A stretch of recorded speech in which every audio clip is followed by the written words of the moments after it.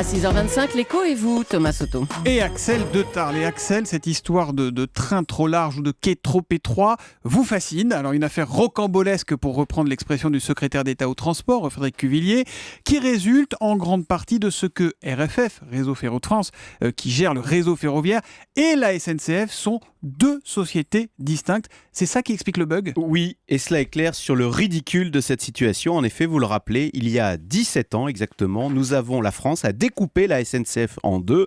Il y a d'un côté donc RFF, le réseau, qui entretient les rails et les quais.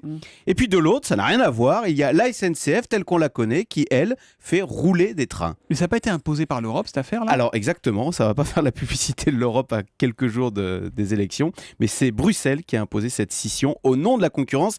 L'idée, c'est que, en France, nous allons avoir des trains privés qui vont rouler sur nos réseaux ferroviaires, des trains allemands, des trains de tous les pays du monde. Et donc, pour être certain que ces compagnies privées ne soient pas discriminées, l'Europe a imposé que l'on confie la gestion du réseau, donc des rails, à une société indépendante. D'où la création de RFF.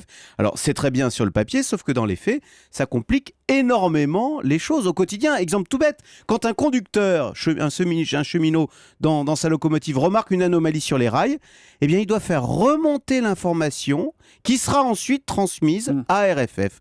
Et d'autant que c'est là où la chose devient franchement ubuesque, figurez-vous que ces deux sociétés, RFF et SNCF, sont, ou plutôt étaient pendant très longtemps, en guerre ouverte. En guerre totale, notamment en 2009. La guerre entre le train et les rails. Voilà, quand la SNCF a commandé ces fameux trains trop larges, figurez-vous que le patron de RFF et le patron de la SNCF, Guillaume Pépi, ne s'adressaient pas la parole.